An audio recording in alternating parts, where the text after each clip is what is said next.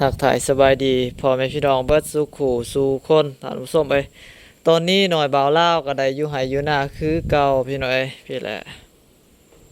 มากับสาวหล่าท่านผู้ชมมานอนไห้นอนหน้ามาเฝ้าตอนเฝ้าลี่คือเก่าพี่น้อยมาเบิ่งเข้าไห้เข้าหน้าตื่มท่านผู้ชมพี่น้อยตอนนี้ได้หอดหน้าตอนและท่านผู้ชมมาอัปเดตทางหน้าก่อนพี่น้อยอัปเดตทางหน้าก่อนว่าจะเป็นจังใดพี่น้อยตอนเช้านี้ไปเบื้องหนึ่งพี่น้อยทางนั้นแม่นไปอันนี้มาเฮ็ดใหม่ทางหลัง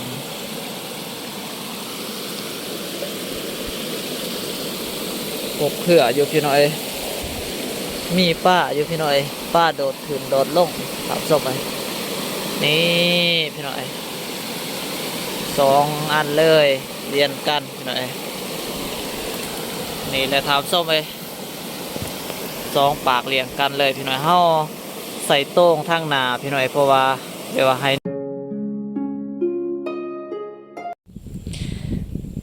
ทักทายสบายดีพ่อแม่พี่น้องเบิดสู่ขู่สู่คนท่านผู้ชม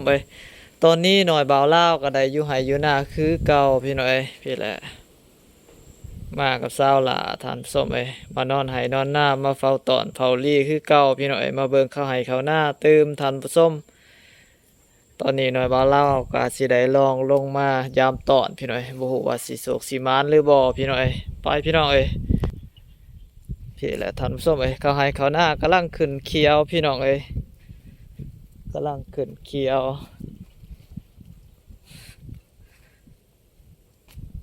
แถวนี้มันดำก่อนท่านผู้ชมก็เขียวก่อน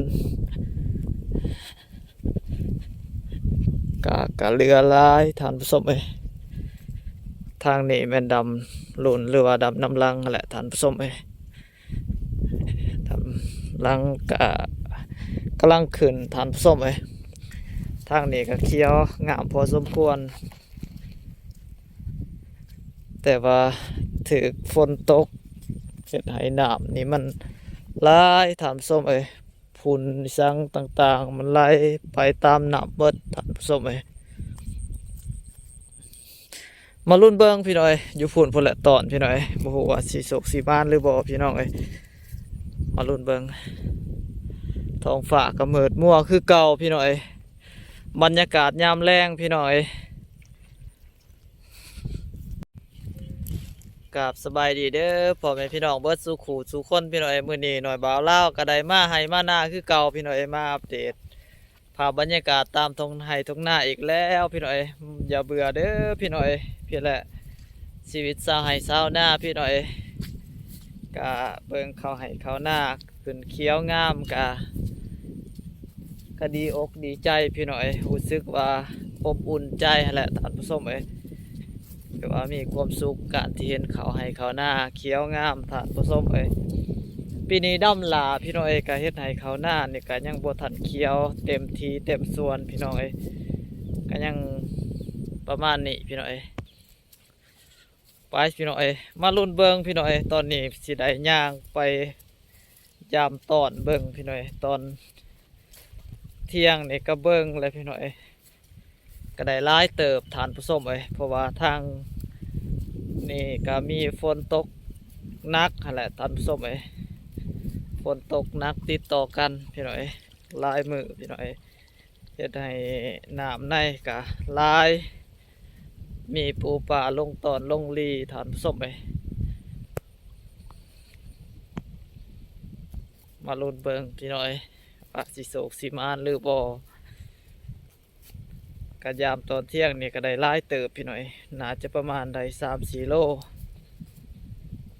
แต่ว่ามีแต่ปลาเก่งพี่น้อยปลาหน่อยๆบ่ทันใหญ่แต่ก็ว่าพอใส่ได้พอใส่ไปหลายพี่น้อยพอได้อาหารการกินดีกว่าสิไปหาซื้ออยู่ซื้อกินทานผู้ชมก็ตอนนี้ก็ฝนเซาตกในจักหน่อยทานผู้ชมแต่ว่าบ่ฮู้ว่ามันสิตกเติมอีกหรือบ่มาอัปเดตตอนเฮาเลยพี่น้อยแต่เฮ็ดมานี่ก็ยังบ่ทันได้อัปเดตพี่น้อยเพราะว่าปีนี้ก็ย้ายหม่องใหม่เฮ็ดที่ใหม่แหละบ่อนใหม่เปลี่ยนจากที่เก่ามาเฮ็ดบ่อนที่ใหม่ถามส้มบ่ฮู้ว่า มันสิโศกสิมานหรือบ่แล้วก็ความคืบหน้าว่างามหรือบ่พี่น้อยตอนเช้านี่ก็ถือว่าขาดกดซองเบื่อถามส้มไปน้ำลายโพดถามส้มนี่โอ้บรรยากาศดีคักถามส้มไปพี่แหละทางนี้แม่หน้าหน่อยบ่าวลาวพี่น้อยพูดแหละหอดพูนทางนั้นจะเป็นเฮือนหรือว่าเทียงหน้าถามส้มไปทางนี้จะเป็นหน้ากองลุงเพิ่นพี่น้อยแถวหนึงเพิ่นปลูกน้ำลังพี่น้อยหรือว่าดำน้ำลังถามส้มก็บ่งามปานใดแหละกำลังขึ้นเขียวพี่น้อยเพราะว่าเพิ่นเฮ็ดดำน้ำลังพี่น้อยทางนี้หน่อยบ่าวลาวดำก่อนทางส้มไปพุ่นแหละขึ้นก็เขียวงามพอสมควรพี่น้อยถ้าว่าฝนบ่ตกน้ำบ่หลายคือแนวนี้นี่ก็ถือว่าดีอะไรพี่น้อยอันนี้แต่เสียดายใส่พุ่นมือหนึงคืนหนึงก็ฝนตกแหละทานส้มไปพี่น้อยมาลุ้นเบิ่งตอนพี่น้อยว่าจะเป็นจังไดกะมาติดตามมาส้มน้ำกันพี่น้อยตอนนี้ได้หอดหน้าตอนและถามส้มมาอัปเดตทางหน้าก่อนพี่น้อยอัปเดตทางหน้าก่อนว่าจะเป็นจังไดพี่น้อยตอนเช้านี้ไปเบื้องหนึ่งพี่น้อยทางนั้นแม่นไปอันนี้มาเฮ็ดไม้แปลงไม้ถามส้มทางนั้นพี่น้อยก็บ่ฮู้ว่าถ้าว่าฝนตกอีกนี่มันสิเป็นจังใดถามส้มนี่แหละหน้าตอนใส่ซองปากเลยพี่น้อยก็ว่าบ่ฮู้ว่าสิมีป้าหรือบ่พี่น้อยลงตอนลงลีกันว่ามีก็มีแต่ปลาเก่งปลาหน่อยแหละถามส้มนี่ใส่ว่านนี่พี่น้อยตอนแรกหน่อยบ่าวลาวได้มาใส่ปากหนึ่งก็ใส่แต่ตอนมือซื่นมือหนึ่งแหละพี่น้อยตอนนี้นำบกลงแหละพี่น้อยถ้าว่ายามปลาลงเนี่ยก็คือสีคักอยู่พี่น้อยอันนี้ยามนี่ปลานี่ยังบ่ทันได้ลงเลยพี่น้อยมีโตขึ้นโตลงกับปลาบ่ทันใหญ่ปานใดพี่น้อยนี่แหละหน้าตอนมาเดี๋ยวทางลังพี่น้อยพี่แหละทางลังโอ้พี่น้อยนี่แหละทางลัง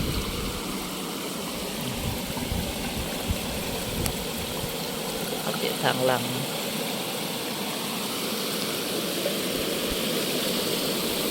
หกเผื่ออยู่พี่น้อย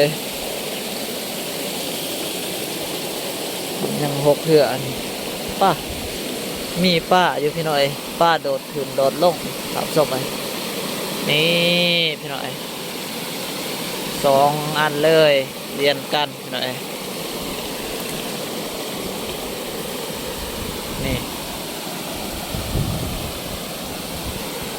นี่แหละถามส้ม2 ปากเรียงกันเลยพี่น้อยเฮาใส่โต้งทางหน้าพี่น้อยเพราะว่าเดี๋ยวให้น้ำมันเข้ามาแห้งแหละพี่น้อยไหลลงแห้งแล้วก็เพื่ออันนั้นเฮาจะได้ให้ป้าหน่อยมันขึ้นเทิงอะไรพี่น้อยเฮาอยากไปว่าเอาปลาใหญ่แน่ป้าหน่อยตามมันถือกละถามส้มพี่แหละกายยาวพอสมควรได้พี่น้อยพี่แหละหอดนี่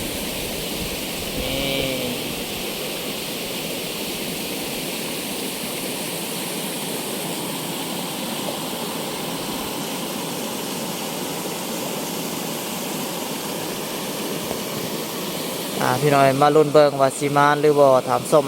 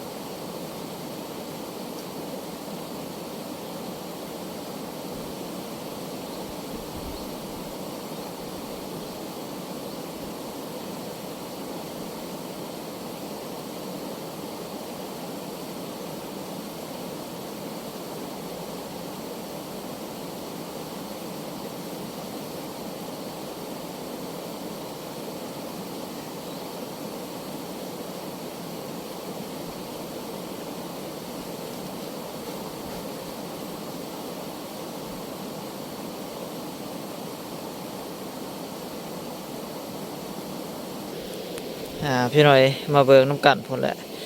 มีแต่ขี้เฮอขี้เตอะพี่หน่อยได้หลายเติบทำส้มเอ้ยในหันแหละนี่แหละทำส้มเอ้ยมาหอนนี่ก็ได้มาประมาณนี้พี่หน่อยพี่นี่อ่าทำส้มเอ้ยมีแต่ปลาเก่งปลาขาวพี่หน่อยแต่ว่าช่วงนี้บ่ทันใหญ่ปานใดเด้อพี่หน่อยปลาลูกก็ได้มาบ่หลายทานผู้ชมดินเดี่ยวๆอยู่พี่หน่อยพี่หน่อยถ้าทานได้มาคักในคลิปหน่อยเบาเล่าวก็ฝากกดติดตามกดไลค์กดแชร์เด้อพี่หน่อยเพื่อจะได้เพื่อบ่พลาดรับชมคลิปใหม่ๆพี่หน่อย